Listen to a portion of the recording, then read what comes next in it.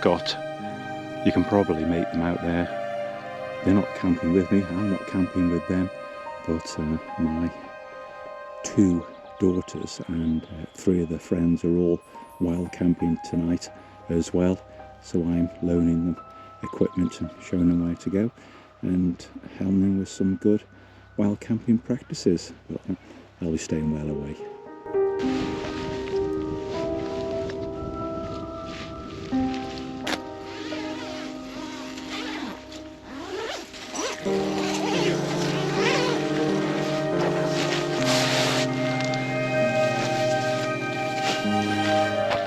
Okay, here goes the Nor tent sleeping bag inside.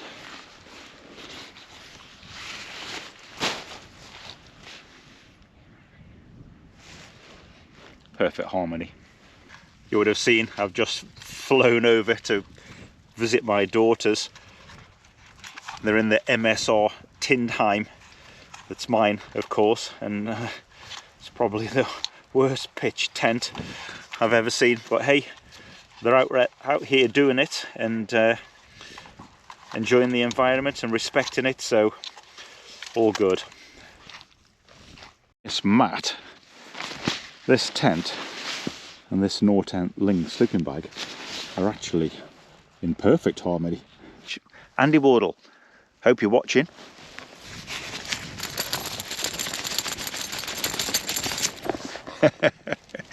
So why is a self-confessed Nor tent fanboy bought a Hilleberg? Well, I'm not going to say a lot about this tent tonight, but I am going to say a little bit about what I've learnt about tent buying and using lots of different tents over the last 5 or 6 years. But I will say this tent pitches beautifully, and I've wanted one for a good while, but there's never been a model for me that really resonated until this one, and it came up at the right price, used, good condition, and this is the colour I wanted. Definitely the sand. I think it's one of the loveliest colours in tentdom, and I thought I'd go for it. The size, shape and style just right for me. The weight is 2.4 kilos, which is absolutely fine, and there's plenty of space for me and the dog, or me and a friend, or one of my kids. I think it's pretty. What do you think? What do you think? You don't care, do you? Just want to scratch. Yeah. So the other reason I've resisted is I'm a little bit of a maverick. I like to be, perhaps, hopefully, using something a bit different, and whilst more people say Hillebergs are the best, you've got to have one, it makes me not want to have one. But I thought I'd see what the fuss was all about, to see if I'm kind of transported into some sort of tent enlightenment. Right, say hello everybody. Hello. Hello. We are you found some random food.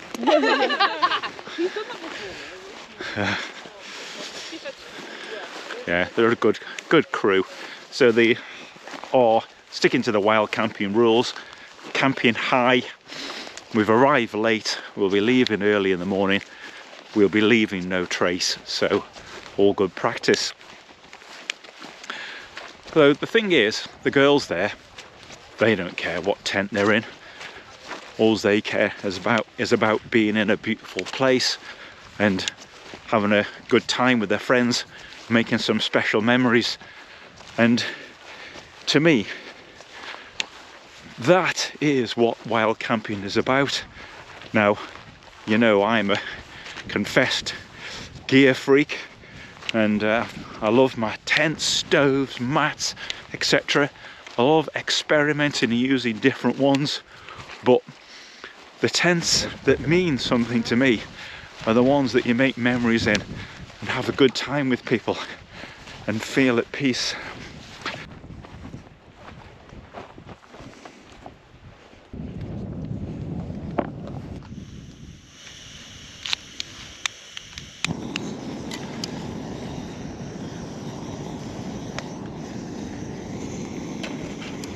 A bit of whiskey. Cheers. Cheers, Hilly. So the other thing I thought about owning a Hilleberg as a YouTubing wild camper, it's a bit like years ago I was running a lot, and since I live in the northeast, people would regularly say, "Have you done the Great North Run?" And at the time I hadn't, and so they would just kind of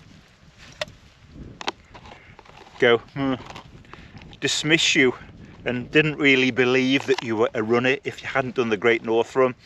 So I eventually did it just to kind of have a shot at it, really. And the atmosphere was great. It's an awful run, running along the dual carriageway in South Shields, etc., but definitely entertaining. And my approach to buying this tent was similar. You know, I kind of thought, are you taken seriously if you haven't had a Hilleberg? Is it some sort of elite sub club?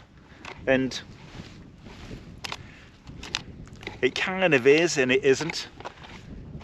You know, there's nobody here on these mountains to think otherwise. There's nobody to judge me. There's only what's in my heart and my time with my dog, and seeing the enjoyment of my daughters and their friends. That's what's important, not being judged by your peers or anybody thinking that you've got lots of money because you bought an expensive tent, or you've really sacrificed things to buy an expensive tent. I think it's how much you love this landscape and being part of it. Now, the tent is part of that tool, that facilitator, if you like, but it has to begin with loving this.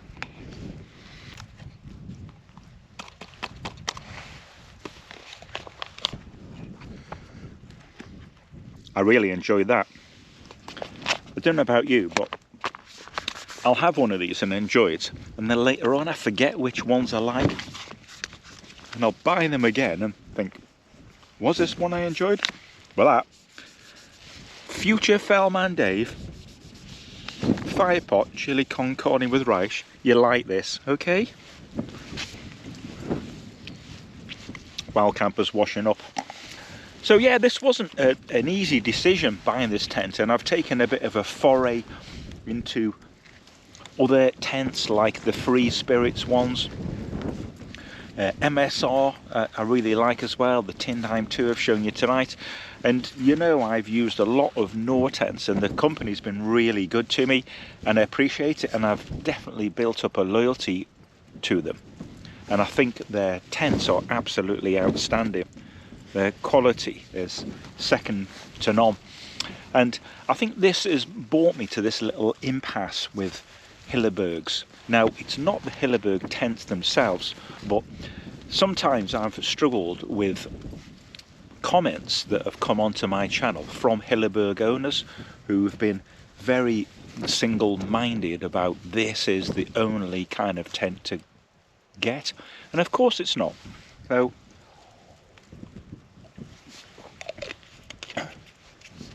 to me, it's a bit like this four-season tent thing.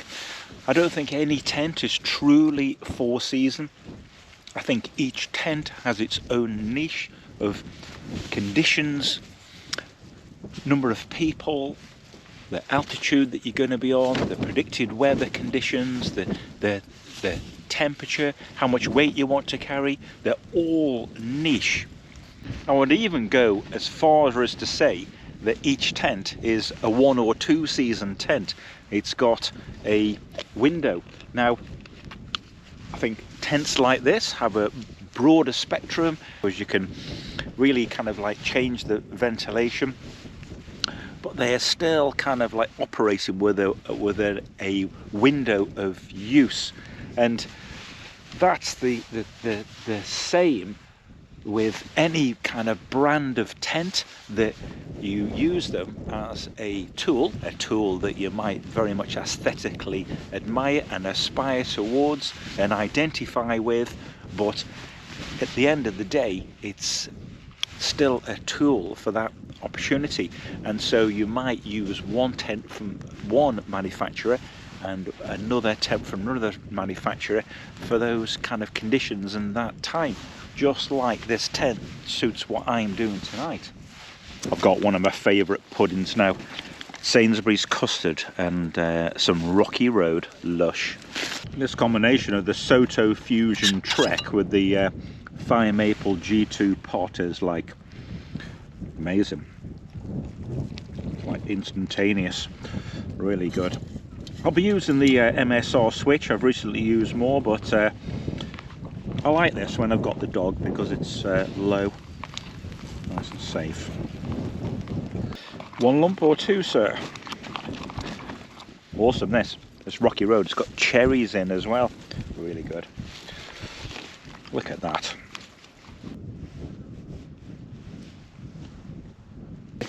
Time to come into the inner sanctum and get warmed up a bit. I like the double door here that you can tune to your heart's content. I always like that on a tent. If you're going to go into kind of colder weather, I always think you need that ability to tune. But I've been impressed with the TFS NRAN 2 with this monofill, and I know some Hillebergs have that on as well. And I've got another one coming that I've purchased that's a TFS tent that's got a lot of monofill, so I'm going to be interested to see how that performs, so keep an eye out on that. Back to what I was saying earlier, I think a lot of you will say, well, that's pretty obvious, it's all just about the experience. Oh, I admire people like Murray from Scotland's mountains, who is just all about the mountains. He loves his top tent Scarp 1, but that's just what he uses. And then by contrast, there's people like my good friend Andrew Park, who uses lots of different tents and a constant turnover.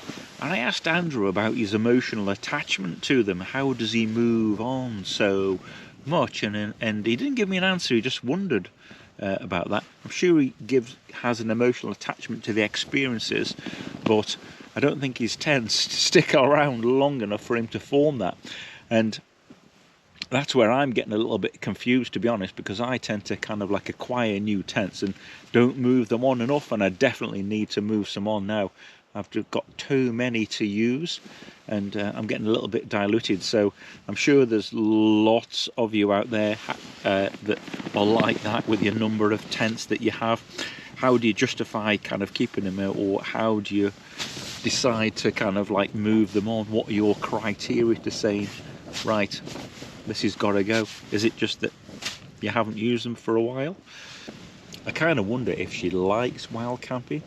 She's very used to it. She kind of just curls up and settles down and knows to wait when I'm putting the tent up and just gets herself warm, curls up like an Arctic fox, and she settles down really quickly in the tent.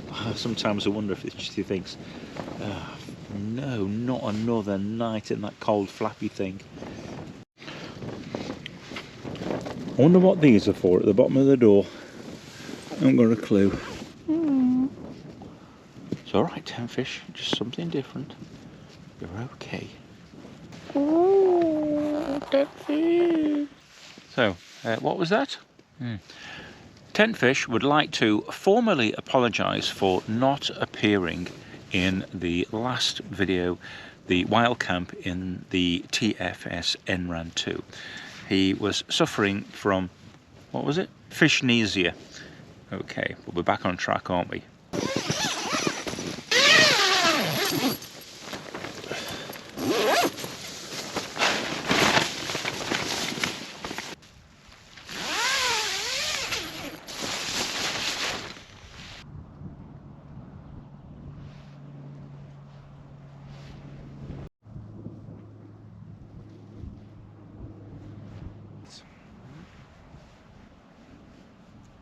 Okay, it's 7 AM.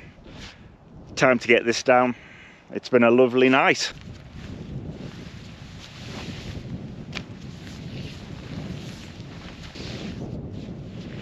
That's about as small as it goes. Bit of a lump. But that's with the footprint attached and some quite heavyweight materials on that. Good, so no traces left. Not a crumb, not a mark, not a scrap of paper. Just a bit of flattened grass. Let's go and see how the girls are doing. They're getting packed up nice and early as well. How was your night? Did you get much sleep? No, they did, we didn't.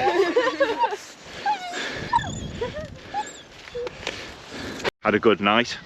Getting packed up and they're not going to leave any trace. Not sure if they had a lot of sleep, but it's all part of it, isn't it? I was definitely rambling a bit last night. Hopefully it made some sense. I had a good night in the Nallo. I'm not going to say much about the tent yet, in that it did its job. It was comfortable, it was fairly quiet in the wind. Everything worked just nicely. So maybe that's what the magic of Hilleberg is about, as it all comes together pretty well. It's just a tried and tested design. So I don't think it's made me rich, famous, more attractive. But let me know in the comments if you've bought Hilleberg and why, and I'll definitely be back in my Nor tents before long and trying one or two other brands, but I'm definitely going to have to sell one or two as well. I had to sell one to pay for the Hilleberg, but the tent stack does need refining a little bit. Definite keepers are the Nor Tent Vern 1, the Nor Tent Lee 1 and Lee 2.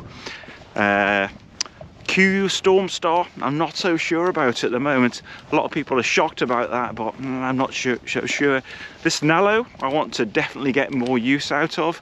The TFS NRAN 2, that's going to be a keeper. Here's my lightweight option. Other than that, oh, my Nor Tent Lavo 4. Other than that, some are going to have to go. Oh, the MSR Tindheim 2 that the girls have used last night, that's a definite keeper, because, you know, my kids are starting to camp independently, so I need some other decent tents for that kind of purpose, really. Good, strong, reliable structures. So thanks very much for watching. I know this has been a lot of talking to camera on this one, but it's you know, subject worth discussing. Thanks for watching. Appreciate a like and subscribe for a bit more content and tent talk.